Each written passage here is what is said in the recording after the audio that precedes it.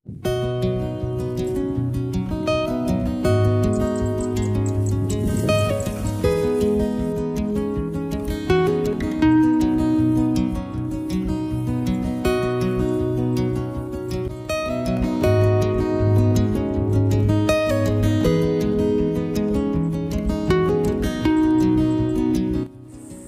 pagi, Assalamualaikum warahmatullahi wabarakatuh.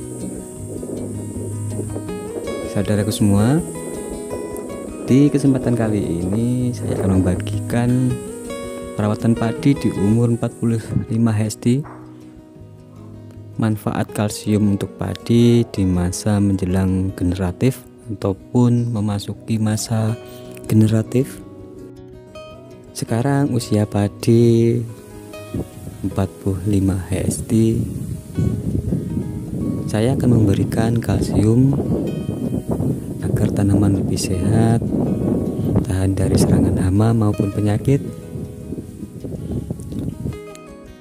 Padi di waktu usia 37 HSD, saya juga melakukan perawatan untuk memaksimalkan menjelang masa kegeneratif dengan nutrisi dan pestisida, insektisida maupun fungisida yang saya berikan di waktu usia 37 HSD.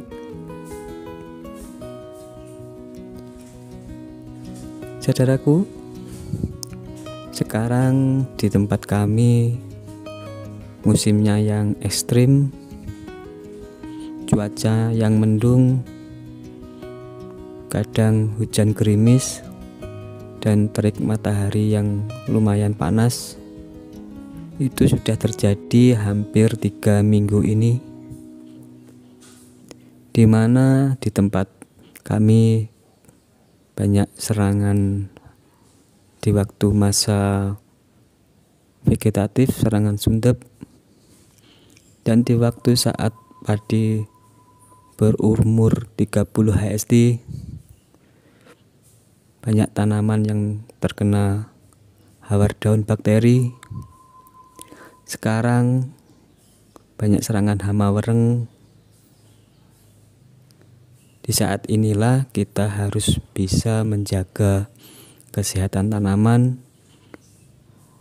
membuat imun tanaman lebih kuat dan kokoh agar tidak mudah terserang hama maupun serangan hama penyakit. Dan kita juga harus memberikan antisipasi agar serangan hama dan penyakit bisa lebih terkendali. Saudaraku semua, cuaca yang sangat ekstrim sekarang ini membuat tanaman padi begitu banyak mengalami terkendala, dari mulai hama sundep, ulat penggulung daun, dan hawar daun. Banyak yang menyerang tanaman padi di daerah kami. Alhamdulillah, tanaman padi kami masih berkembang dengan baik. Semoga dengan cara kami dengan mengendalikan hama dan penyakit bisa bermanfaat untuk saudaraku semua. Saya di sini hanya berbagi pengalaman, tidak bermaksud untuk menggurui kepada siapapun.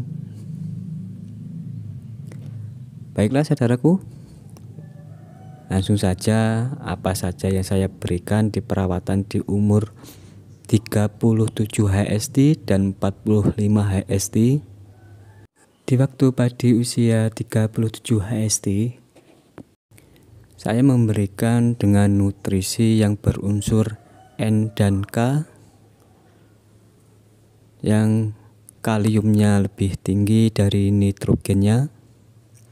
Kenapa saya memberikan yang berunsur nitrogen dan kalium di masa 37 HSD? Karena di waktu tanaman padi di umur 37 HSD ialah masa akan menjelang ke masa generatif.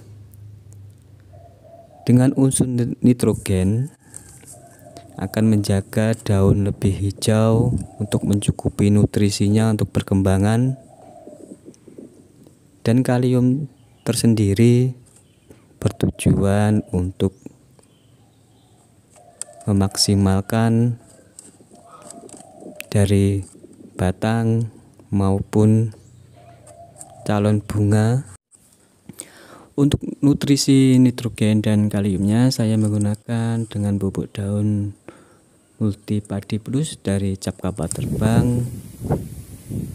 Saya menggunakan Multi Padi dengan dosis 4 sendok makan per tangki 16 liter airnya, yang saya mix dengan unsur magnesium dari Pak Tani. Magnesium tersebut sangat bermanfaat untuk tanaman padi agar tanaman padi lebih hijau, sehat, dan membuat tanaman padi lebih tahan dari serangan hama penyakit maupun hama. Karena dengan terpenuhi nutrisi dari makro dan mikro, tanaman akan mempunyai imun tersendiri untuk pengendalian hama dan penyakitnya. Untuk pengendalian hama suntepnya, saya menggunakan dengan bahan Abamectin dari merek Abasel. Saya menggunakan Abamectin dengan dosis 15 ml per tangkinya. Untuk fungisidanya saya menggunakan bahan aktif mancozeb dari serangan hama jamur. Untuk fungisida yang berbahan aktif mancozeb saya menggunakan dengan 2 sendok makan per tangkinya. Itulah saudaraku perawatan padi di umur 37 HST di waktu padi menjelang masa kegeneratif. Dan sekarang di waktu umur 45 HST saya melakukan perawatan padi dengan berbagai nutrisi dan pestisida agar tanaman lebih sehat, kuat dari serangan hama dan jamur, dan untuk membantu tanaman untuk masa-masa kegeneratif, masa mencetak bunga maupun calon malainya. Di waktu umur padi 45 ST saya memberikan nutrisi dengan kandungan pupuk kalsium nitrat yang saya mix dengan boron, dan tentunya untuk insektisida dan fungisida masih saya berikan. Untuk pupuk kalsium nitratnya saya menggunakan dengan dosis 5 sendok takar CNG dan kalsium nitrat dari Pak Tani. Ini saya menggunakan CNG di usia padi 45 HST, bertujuan untuk agar tanaman tidak kekurangan unsur hara yang menyebabkan pucuk daun menguning, bisa-bisa sampai mengering karena kekurangan unsur kalsium, sama seperti kekurangan magnesium. Pupuk CNG ini berbentuk nitrat, jadi akan mudah tanaman untuk menyerapnya. Setelah aplikasi 2-5 hari akan terlihat perubahannya. Daun akan terlihat lebih hijau, sehat, dan kokoh. Tentunya tanaman akan mempunyai daya tahan dari serangan hama dan penyakit, dan masih banyak lagi manfaat kalsium untuk tanaman masa menjelang generatif atau masuk ke fase generatif. Pupuk kalsium CNG ini saya kombinasi dengan boron. Saya menggunakan boron yang 99, bahwa boron tersebut di masa generatif untuk menjaga tanaman dari serangan penyakit dan untuk pembentukan bunga. Selain unsur fosfat, dan daun bawah akan tetap sehat, segar, dan tidak mudah menguning. Boron bisa diaplikasikan di fase vegetatif maupun generatif sesuai dosis yang dianjurkan dan perkembangan tanaman saudaraku. Saya menggunakan unsur boron ini dengan dosis 1 sendok makan ataupun 1 sendok takar sudah cukup sesuai perkembangan tanaman saya. Bila saudaraku ingin mengaplikasikan unsur boron, dilihat dulu perkembangan tanamannya seperti apa.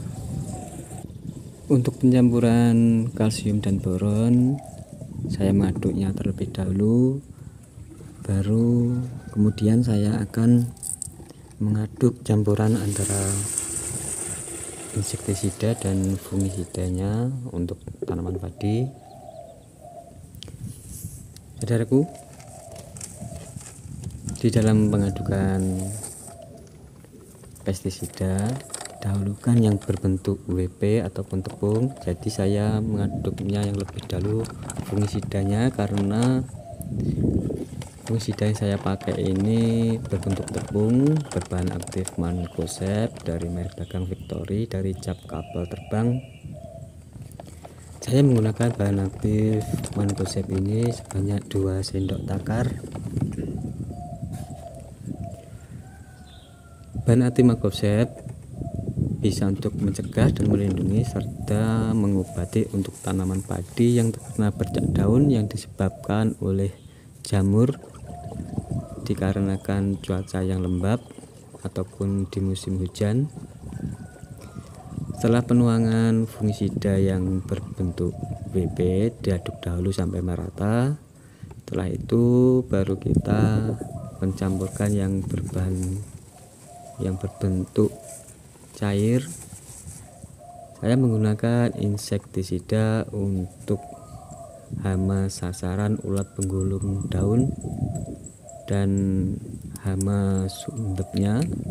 Walaupun di waktu umur 37 HST saya sudah mengaplikasikan untuk hama sundep, karena di waktu umur 45 HST ini kita harus benar-benar pengendaliannya harus tepat dan harus yang efektif. Preparator yang berbahan aktif chlorantraniliprol ini insektisida yang sistemik yang dapat diserap oleh daun dalam mengendalikan dari dalam maupun luar hama sasaran, yaitu sundep, telur, larva, dan hama putil palsu dan ulat penggulung daun, mampu untuk mengatasi hama yang ada di tanaman padi kita, saudaraku. Saya sering menggunakan dengan merek dagang ini. Saudaraku bisa menggunakan merek dagang yang lain untuk hama sasaran di tanaman padi, saudaraku semua. Seperti itulah, saudaraku semua, cara saya untuk perawatan tanaman padi, cara pencampuran dan urut-urutan nutrisi maupun pestisida dalam pengaplikasiannya. Bila ada kurang jelasnya, silahkan saudaraku semua bisa bertanya di kolom komentar. Insya Allah bila ada waktu pasti saya jawab, dan semoga bisa bermanfaat. Setelah semua penuangan pestisida maupun nutrisi, setelah itu kita penuhi airnya di dalam tangki. Setelah penuh baru diaduk kembali sebelum dilakukan penyepraian agar semua larutan tercampur sempurna dan tidak terjadi penggumpalan. Tangki kita lebih awet. Seperti inilah hasil dari perawatan di usia 45 HST penyepraian yang kemarin. Setelah 3 hari sudah mulai terlihat perubahannya. Baiklah saudaraku, cukup sekian dulu dan terima kasih. Semoga video-video dari Indra Penerapan bisa bermanfaat bagi saudaraku semua. Untuk saudaraku yang belum subscribe, like dan komen, mohon subscribe, like dan komennya. Semoga dengan subscribe, like dan komen kalian, channel IM88 bisa lebih berkembang dan bermanfaat. Saya akhiri dulu di video kali ini. Semoga saudaraku semua bisa bahagia dengan keluarga, diberi kelimpahan rezeki, umur yang panjang. Mohon doanya semoga untuk kedepannya Indra 88 bisa rutin untuk berbagi pengalaman seputar video tanaman padi maupun tanaman cabai. Cukup sampai di sini untuk kesempatan hari ini. Assalamualaikum warahmatullahi wabarakatuh. Salam petani sejahtera.